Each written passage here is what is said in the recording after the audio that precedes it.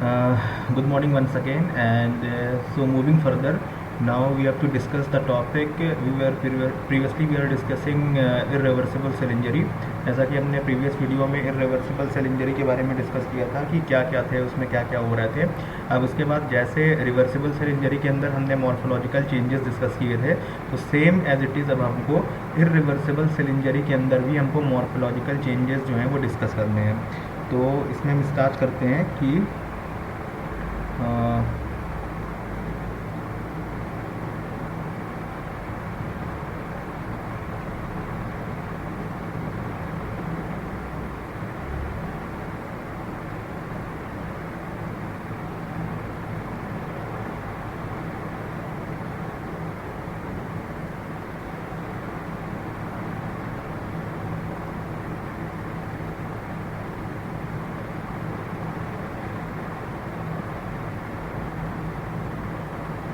तो नेक्स्ट हमको फिर डिस्कस करना है कि morphological changes in irreversible cell injury. जैसा कि हमने डिस्कस किया था पहले रिवर्सिबल सेल इंजरी के अंदर, तो इसके अंदर भी हमको कुछ चीज़ें, मतलब कि तमाम चीज़ें आती हैं वो देखनी है। इसमें से इसके अंदर बेसिकली हमको 3 चीज़ें देखनी है। तो जो पहला है वो है ऑटोफैगी। ऑटोफैगी ऐसे वो कहते हैं, ऑटोलिसिस,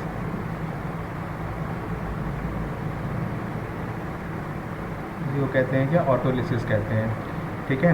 सेकंड जो आता है, सेकंड आता है नेक्रोसिस।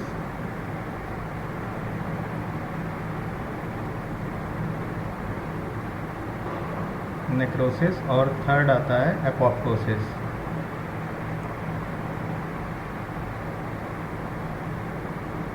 तो ये बेसिकली हमको इसके अंदर डिस्कस करना है कि जैसे कि हमने पहले बताया था कि इरिवर्सिबल सेल इंजरी की अगर हम बात कर रहे हैं तो इरिवर्सिबल जो सेल इंजरी होती है उसके अंदर जो बॉडी के अंदर इंजरी होती है वो दोबारा से रिवर्स नहीं हो पाती है। तो हमने वैसे जब ऑफलाइन क्लासेस चल रहे थे तो उसके अंदर हमने नेक्रोसिस और एपोप्टोसिस के बारे में थोड़ा बहुत डिस्कस किया था, लेकिन अभी फिर से डिटेल में डिस्कस करते हैं। तो मॉर्फोलॉजिकल चेंजेस के अंदर बेसिकली हमको इसी के बारे में डिस्कस करना है कि क्या होता है, कैसे होता है। तो इसमें सबसे पहले हम डिस्कस करते हैं इसके बारे में ऑटोफैगी या फिर ऑटोलिसिस के बारे में।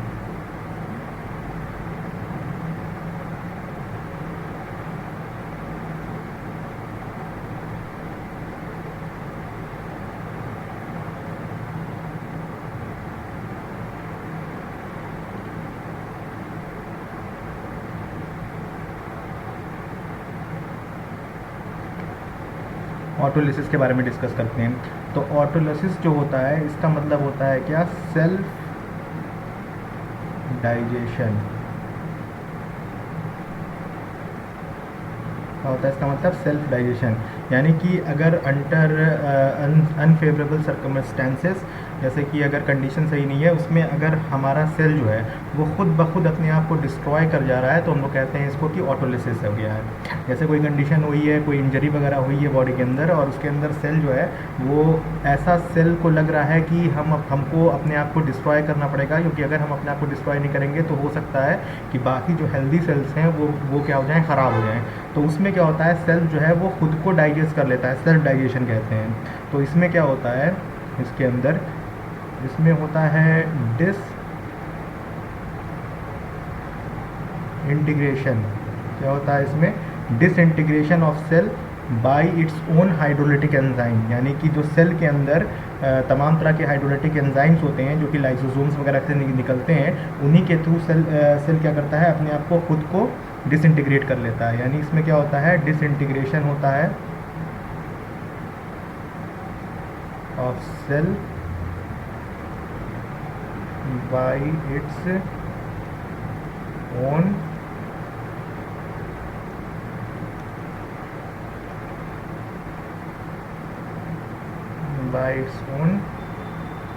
Digestive enzymes. डाइजेस्टिव एंजाइम क्या है, या फिर इसको हम लोग कहें hydrolytic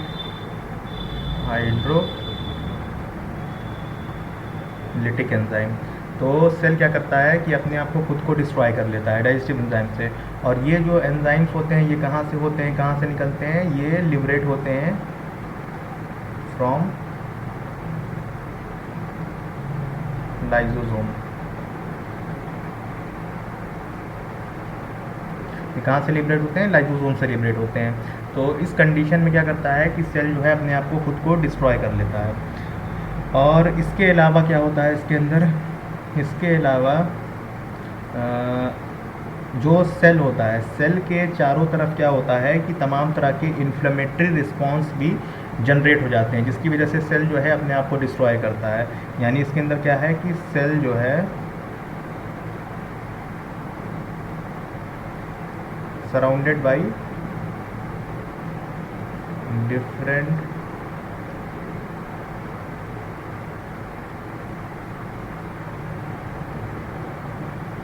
types of inflammatory responses. यानी कि जो सेल होता है, सेल के चारों तरफ तमाम तरह के इन्फ्लेमेटरी रिस्पॉन्सेज होते हैं और उनकी वजह से भी सेल जो है अपने आप को ऑटो डाइजेस्ट कर लेता है। अब जैसे कि बहुत सारे हमारे बॉडी के अंदर टिश्यूज़ ऐसे होते हैं जो कि रिच होते हैं हाइड्रोलिटिक एंजाइम्स में, जिनके अंदर हाइड्रोलिटिक एंजाइम जो है वो काफ़ी ज़्यादा क्वांटिटी में पाया जाता है, जैसे कि पैनक्रियाज हो गया, गैस्ट्रिक म्यूकोसा हो गया। तो इन सारी जगहों पे पैनक्रियाज हो गया, गैस्ट्रिक म्यूकोसा हो गया और तमाम तरह की एलिमेंट्री कैनाल की लाइनिंग्स वगैरह होती है, जहाँ पे डाइजेस्टिव एंजाइम या फिर हाइड्रोलिटिक एंजाइम जो है अच्छी तरह से क्वांटिटी पाए जाते हैं, वहाँ पे डिसइंटीग्रेशन बहुत रैपिड हो जाता है। यानी कि जैसे areas rich in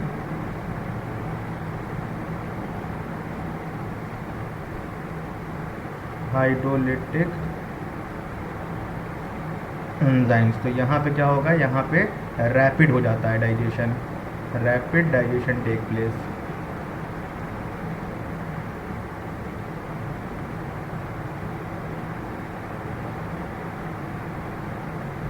rapid digestion takes place. यहाँ पे क्या होता है, डाइजेशन जो होता है रैपिड होता है। जैसे कि अब अगर हम प्लेस की बात करें तो प्लेस कौन कौन से होगा इसके अंदर, जैसे कि पैनक्रियाज, गैस्ट्रिक म्यूकोसा,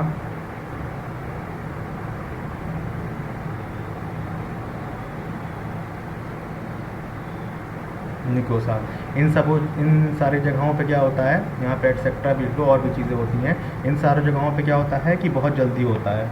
इसी तरह से हमने बात की कि रैपिड डाइजेशन हो रहा है यानी कि तेज़ हो रहा है। अगर हम बोलते हैं कि इंटरमीडिएट डाइजेशन,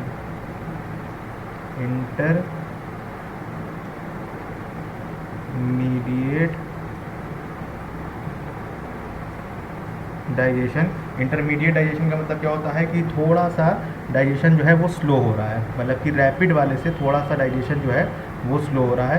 तो उस कंडीशन में कहाँ ये इंटरमीडिएट डाइजेशन जो है ये कहाँ पे होता है, ये बेसिकली कहाँ पे होता है, लीवर हो गया, किडनी हो गया, हार्ट के अंदर। लीवर हो गया, किडनी हो गया और हार्ट, इन सब जगह पे क्या होता है, डाइजेशन जो होता है वो इंटरमीडिएट होता है। तो यही होती है बेसिक हमारी ऑटोलिसिस, या फिर इसको हम लोग कहते हैं ऑटोफैगी, कि अंडर अनफेवरेबल कंडीशन सेल जो है अपने आप को आपको क्या करता है, ख़त्म करने के लिए रिस्पॉन्सिबल रहता है, वो ख़त्म कर देता है। और ये किससे ख़त्म करता है, डिफरेंट तरह के हाइड्रोलिटिक एंजाइम्स होते हैं, ठीक है, और इसी के थ्रू ये अपने आप को ख़त्म करता है सेल जो है।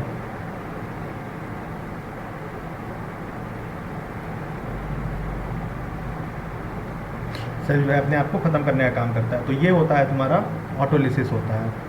नेक्स्ट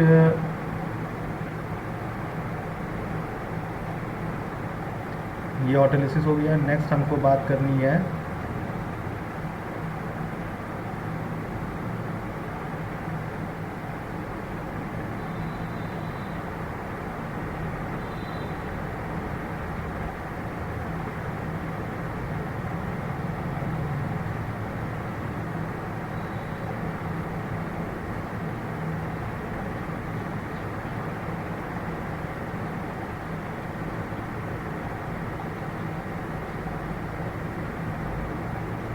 ठीक है, ये ऑटोलिसिस हो गया, जिसको कहते हैं सेल्फ डाइजेशन या फिर ऑटोफैगी, कुछ भी कह सकते हैं।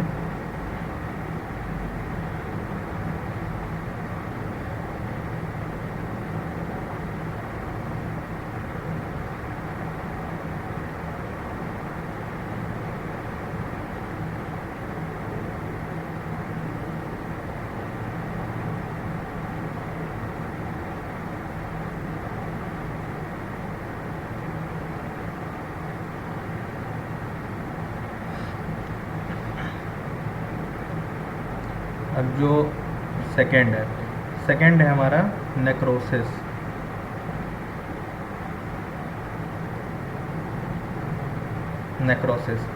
नेक्रोसिस जो होता है, नेक्रोसिस को हम लोग सेल मर्डर भी कहते हैं, ठीक है। जो एपोप्टोसिस होता है, एपोप्टोसिस को हम लोग बोलते हैं कि सेल सुसाइड। एपोप्टोसिस क्या होती है? ये प्रोग्राम सेल डेथ होती है। मतलब कि जैसे हमारे बॉडी के अंदर बहुत सारी चीज़ें ऐसी होती हैं जो ऑलरेडी प्रोग्राम्ड है, जैसे कि हमारी स्किन का शेड होना, ठीक है। एंड्रोमेट्रियम की जो वॉल होती है, जो फीमेल्स के अंदर मेंस्ट्रुअल साइकिल चलता है हर 28 डेज पे, उसका भी शेड होना क्या होता है? प्रोग्राम्ड होता है, ठीक है। हेयर फॉल जो है हमारे प्रोग्राम्ड हैं। जो हमारे स्किन की इंटरनल लेयर्स है और तमाम तरह की म्यूकोसल मेम्ब्रेन है, उनका रप्चर होकर दोबारा से नई लेयर बनना, ये भी क्या होता है? प्रोग्राम्ड होता है। तो एपोप्टोसिस जो होता है वो प्रोग्राम्ड सेल डेथ होती है। जैसे कि हमारे आरबीसी सेल्स जो हैं वो हर 120 डेज पे क्या होते हैं? डिस्ट्रॉय हो जाते हैं और फिर नए आरबीसी सेल्स जो है वो जनरेट हो जाते हैं। तो ये प्रोग्राम्ड है, इसको कुछ करना नहीं पड़ेगा, ये ऑटोमेटिक हमारी बॉडी के अंदर चलता रहता है। और नेक्रोसिस क्या होता है कि नेक्रोसिस जो होती है ये इंजर्ड होती है बाहर, ये प्रोग्राम्ड नहीं होती है। नेक्रोसिस में क्या होता है? इसमें किसी पर्टिकुलर किसी लोकलाइज्ड एरिया में, बॉडी के किसी लोकलाइज्ड एरिया के अंदर टिश्यूज़ की डेथ हो जाती है। तो यानी इसमें क्या हो रहा है कि बॉडी में लोकलाइज्ड एरिया होता है, ठीक है। इन लोकलाइज्ड एरिया के अंदर क्या होता है? डेथ हो जाती है टिश्यू की।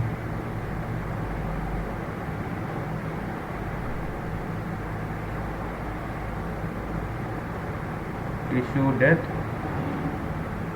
टेक प्लेस, यानी कि इन लोकलाइज्ड एरिया में, किसी बॉडी में हमारे पर्टिकुलर एरिया के अंदर अगर टिश्यू की डेथ हो जा रही है तो हम लोग कह रहे हैं कि नेक्रोसिस हो रही है। और इसमें भी क्या होता है कि जो ऑलरेडी हमारे बॉडी के अंदर सेल्स जो हैं वो डेड कर गए हैं, ठीक है। मान लो डेड सेल्स हैं, सपोज करो बॉडी के अंदर सेल्स हैं वो क्या हो गए हैं? डेड कर गए हैं। कैसे क्या है कि मान लो dead cells,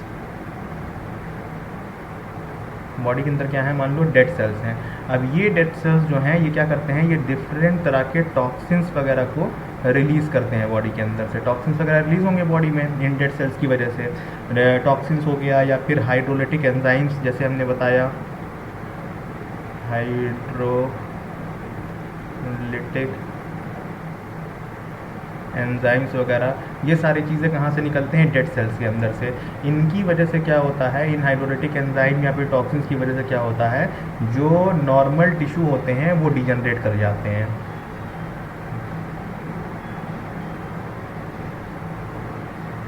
degeneration of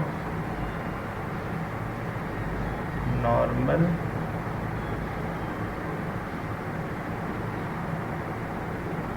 healthy tissues, यानी कि जो नॉर्मल हेल्दी टिश्यूज़ होते हैं हमारे बॉडी में वो क्या होते हैं?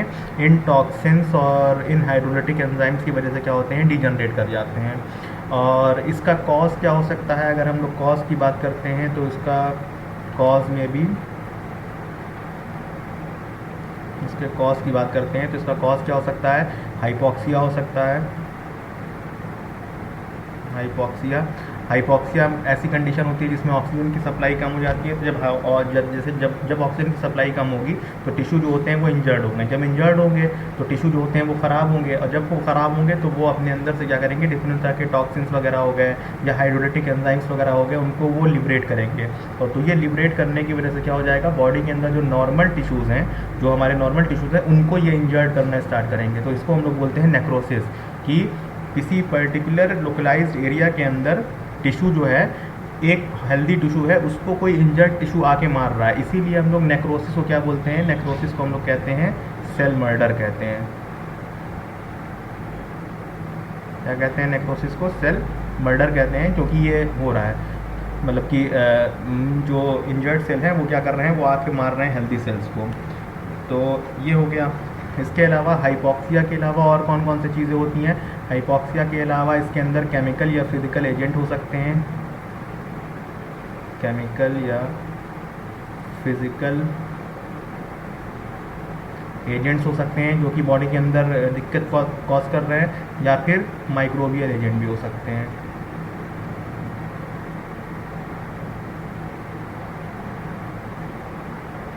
माइक्रोबियल एजेंट भी हो सकते हैं जो बॉडी के अंदर ये सब तमाम चीज़ें कर रहे हैं। तो ये बेसिकली नेक्रोसिस होता है।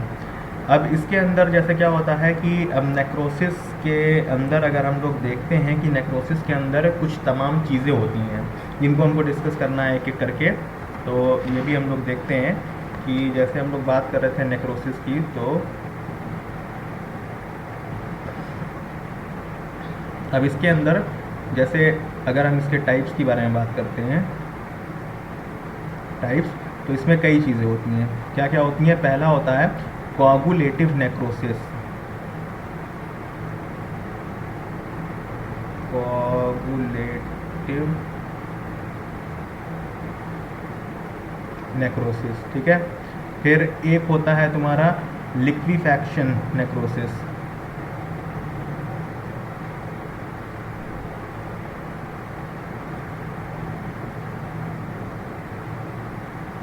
एक होता है लिक्विफैक्शन नेक्रोसिस। फिर एक होता है गैशियस नेक्रोसिस।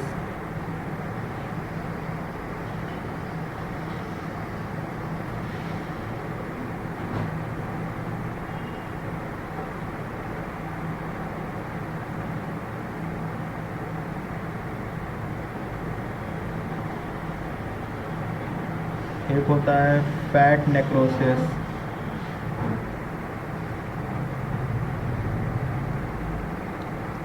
ठीक है, फैट नेक्रोसिस हो गया। उसके बाद एक होता है तुम्हारा फिब्रिनॉइड नेक्रोसिस।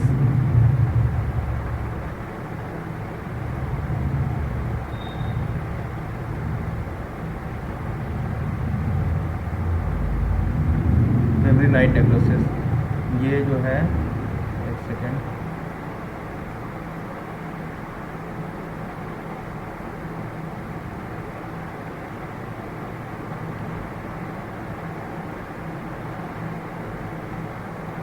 ये कैशियस है, ठीक है। तो ये इतने तरह के नेक्रोसिस होते हैं, मतलब ये टाइप्स हैं किस चीज़ की? नेक्रोसिस की। नेक्रोसिस की ये सारी टाइप्स हैं। तो ये सारा जो है इसको एक एक बार हमको देखना है कि किस चीज़ में क्या क्या चीज़ें जो हैं वो होती हैं बेसिकली। तो जैसे अगर हम लोग बात करते हैं कोआगुलेटिव नेक्रोसिस की, तो कोआगुलेटिव नेक्रोसिस में क्या होता है? इसमें अचानक से ब्लड की सप्लाई जो होती है वो सीज कर जाती है, ठीक है। इसमें क्या होता है? सडन सीजेशन,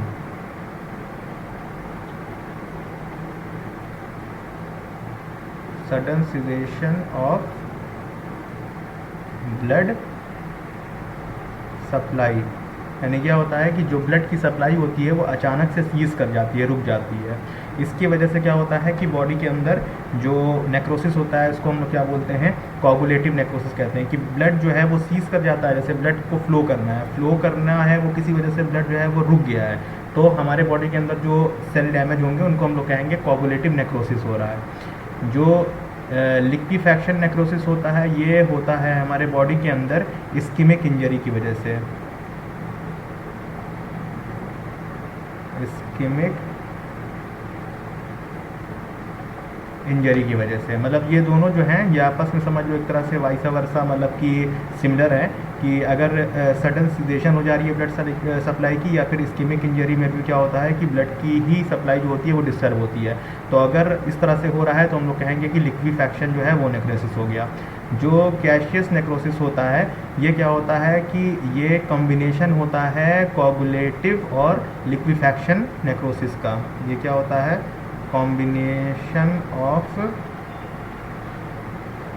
कोआगुलेटिव नेक्रोसिस और liquefaction necrosis.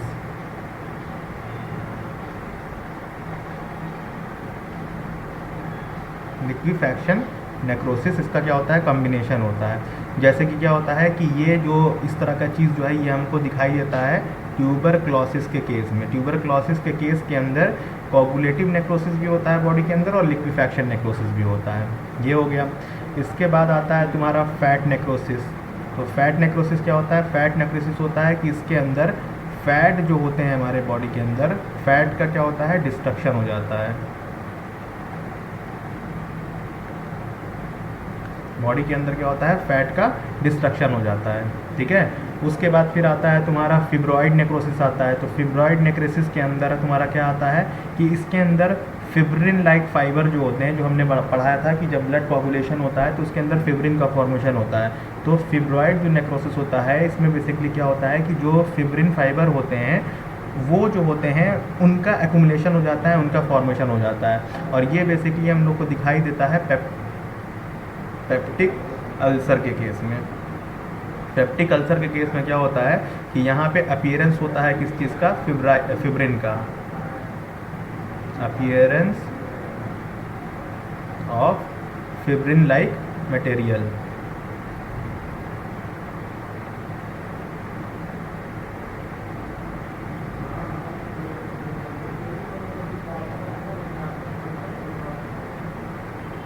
Fibrin like material.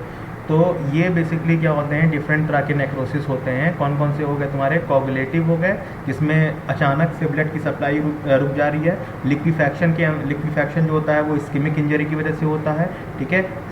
Cassius जो होता है वो क्या होता है, कम्बिनेशन होता है किसका, इन दोनों का, कोगुलेटिव और लिक्विफैक्शन नेक्रोसिस का।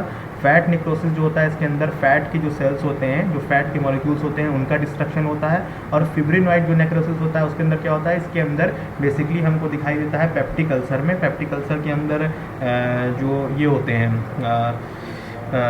अंदर का जो उसका मॉर्फोलॉजी होती है उसके अंदर फिब्रिन के फाइबर्स जो होते हैं उन जैसे मटेरियल जो होते हैं वो इसके अंदर एक्यूमुलेट हो जाते हैं। तो ये होता है। नेक्रोसिस के अंदर एक बहुत इंपॉर्टेंट चीज़ आती है, वो आती है तुम्हारी गैंग्रीन।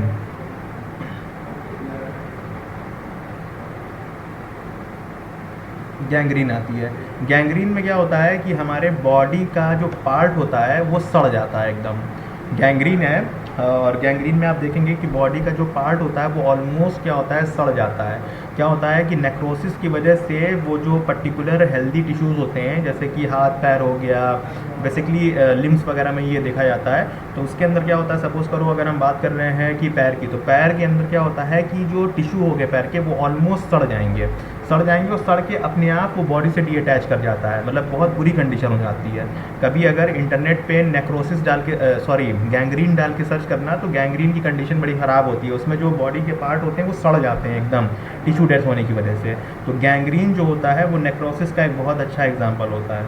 अच्छा, गैंग्रीन जो होता है वो भी कई तरह का होता है, तो एक बार वो भी देख लेते हैं थोड़ा सा कि गैंग्रीन जो है वो कितने तरह का होता है। तो अब गैंग्रीन की अगर इसे बात कर रहे हैं तो इसके अंदर एक होता है तुम्हारा, सो कहते हैं हम लोग वेट गैंग्रीन। एक होता है वेट गैंग्रीन होता है, ठीक। एक होता है तुम्हारा ड्राई गैंग्रीन,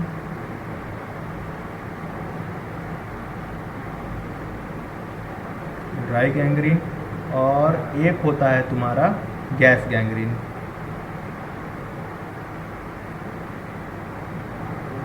गैस गैंग्रीन, ये 3 तरह के गैंग्रीन जो हैं ये पाए जाते हैं। तो अब एक एक करके देख लेते हैं कि क्या क्या है। अब जैसे वेट गैंग्रीन जो होता है ये बेसिकली कहाँ पे होता है, वेट गैंग्रीन जो है ये बॉडी में हमारे माउथ के अंदर, हमारे बाउल में और हमारे लंग्स में ये पाया जाता है, ठीक है। ये कहाँ पाया जाता है, ये पाया जाता है हमारे माउथ में, ठीक है, बाउल में और लंग्स में, जो वेट गैंग्रीन होता है। तो वेट गैंग्रीन जो है वो बेसिकली कहाँ कहाँ, माउथ, बाउल और लंग्स के अंदर होता है हमारे। जैसे लंग्स में अगर गैंग्रीन हुआ, लंग्स हमारा सड़ा, या फिर हमारा बॉल जो यानी कि हमारा जो पेट वाला हिस्सा है, अंदर का स्टमक वाला हिस्सा वो, या हमारा जो माउथ है वो अगर सड़ा तो वो वेट गैंग्रीन कहलाता है। ड्राई गैंग्रीन कहाँ पे होता है, ड्राई गैंग्रीन जो है वो हमारे लिम्स में होता है। लिम्स में यानी हाथ और पाँव के अंदर जो लिम्स होते हैं, लिम्स के अंदर ड्राई गैंग्रीन होता है। और एक होता है तुम्हारा गैस गैंग्रीन। गैस गैंग्रीन जो होता है ये बेसिकली क्या होता है, इसके अंदर एक पैथोजन होता है जिसको हम लोग कहते हैं क्लॉस्ट्रीडिया। एक पैथोजन होता है जिसको हम लोग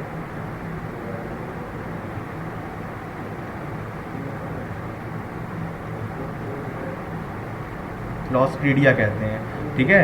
ये क्लॉस्ट्रीडिया पैथोजन जो होता है ये हमारे जो ओपन वुंड्स होते हैं, ठीक है। क्लॉस्ट्रीडिया जो होता है ये हमारे ओपन वुंड्स होते हैं, यानी कि जैसे मान लो कहीं पे कटा जला छिला हुआ है, कहीं चोट लगी हुई है, इन ओपन वुंड्स से ये क्लॉस्ट्रीडिया जो होता है ये बॉडी में एंटर कर जाता है, और एंटर करने के बाद क्या करता है, ये गैस का फॉर्मेशन करता है, गैस फॉर्मेशन करता है, और गैस फॉर्मेशन करने की वजह से क्या होते हैं, बॉडी के अंदर जो सेल हैं या टिश्यू हैं वो डैमेज कर जाते हैं।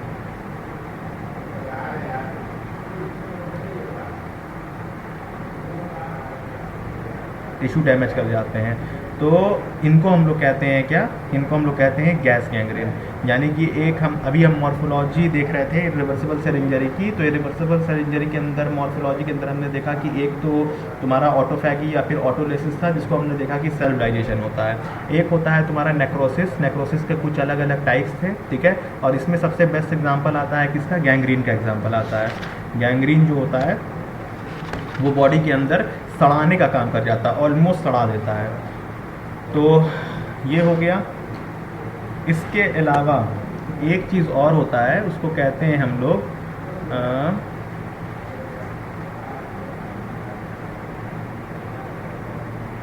Pathological calcification.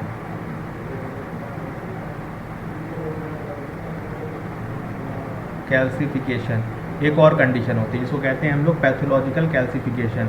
अब ये क्या होती है, इसको भी एक बार देख लेते हैं कि पैथोलॉजिकल कैल्सिफिकेशन क्या होती है। तो इसमें क्या होता है कि इसमें जो कैल्शियम के सॉल्ट्स होते हैं, ठीक है, कैल्शियम के सॉल्ट्स होते हैं, ये बेसिकली हमारे बोन्स और इनेमल के अंदर इनका डिपोजिशन होता है। जो हमारे कैल्शियम के सॉल्ट्स होते हैं, कैल्शियम सॉल्ट्स होते हैं, इनका डिपोजिशन जो होता है, डिपोजिशन जो होता है, ये बेसिकली हमारे कहाँ होता है, बोन्स में और इनेमल में, ठीक है। बोन्स यानी हड्डी, इनेमल यानी दांत की लेयर, इन दो जगह होता है कैल्शियम का डिपोजिशन। अगर ये कैल्शियम का डिपोजिशन जो है ये बोन्स और इनेमल के अलावा दूसरे टिश्यूज़ के अंदर होता है, तो ये क्या करता है, फॉर्मेशन कर लेता है एक पर्टिकुलर मास का। यानी कैल्शियम सॉल्ट का अगर क्या हो रहा है, डिपोजिशन अदर टिश्यूज़ के अंदर हो जा रहा है, अदर टिश्यूज़ के अंदर हो जा रहा है, तो फिर ये प्रॉब्लम क्रिएट करता है। जैसे कि हमारी सिंपल एग्जांपल है कि जैसे कि हमारी किडनीज़, अगर किडनीज़ के अंदर क्या होता है कि इनका एक्यूमुलेशन हो जाता है, तो क्या हो जाते हैं, स्टोन्स फॉर्मेशन हो जाते हैं, स्टोन्स फॉर्मेशन हो जाते हैं, जिनको हम लोग बोलते हैं स्टोन्स को कैलकुलस, कैलकुलाई या फिर कैलकुलस कहते हैं। ये कैल्शियम ऑक्सलेट क्रिस्टल्स का फॉर्मेशन करते हैं। तो यानी कि नॉर्मल तौर पर जो कैल्शियम सॉल्ट जो है, ये तो तुम्हारा डिपॉजिट कहाँ होता है, बोन और इनेमल में। भाई बोन को ज़रूरत होती है कैल्शियम की, इनेमल को भी ज़रूरत होती है, वहाँ पर डिपोजिशन होता है।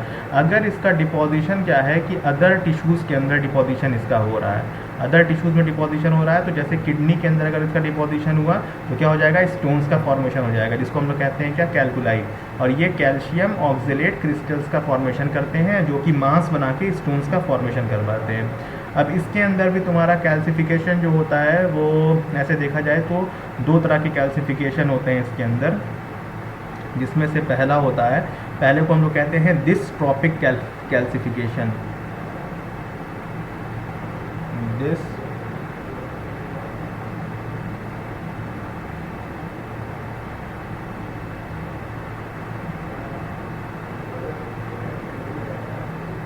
एक को कहते हैं हम लोग डिस्ट्रॉफिक कैल्सिफिकेशन। डिस्ट्रॉफिक कैल्सिफिकेशन जो होता है, इसमें क्या होता है, इसमें कैल्शियम डिपोजिशन जो होता है ये हमारे बॉडी के अंदर जो डेड और डीजनरेटेड टिश्यूज़ होते हैं उनके अंदर डिपोजिशन हो जाता है। यानी बॉडी के अंदर जो डेड और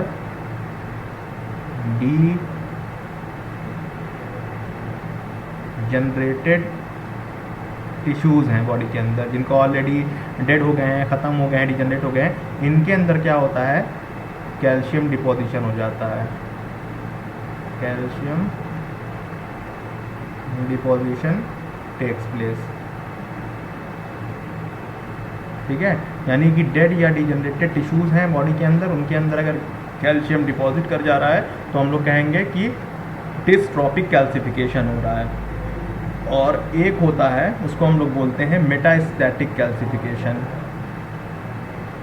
मेटास्टैटिक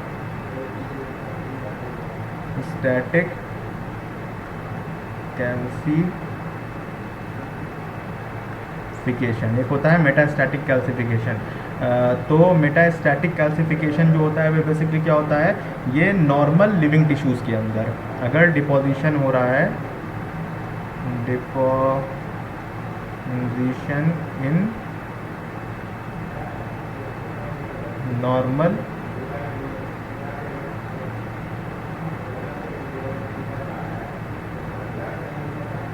लिविंग टिश्यूज़ के अंदर, तो अगर नॉर्मल लिविंग टिश्यूज़ के अंदर हो रहा है डिपोजिशन तो हम लोग कह रहे हैं क्या कि ये मेटास्टैटिक कैल्सिफिकेशन है। तो ये पैथोलॉजिकल कैल्सिफिकेशन थी, ये भी एक समझ लो नेक्रोसिस का ही पार्ट है कि इसमें भी क्या होते हैं, टिश्यू वगैरह जो होते हैं वो इंजर्ड हो जाते हैं। वैसे बेसिकली हमने देखा कि एक ऑटोफैगी मतलब ऑटोफेगी देखा यानी ऑटोलिसिस, जिसके अंदर सेल जो है वो अपने आप को खुद को मारने का काम कर रहा था, मतलब खुद ही ख़त्म कर जा रहा था।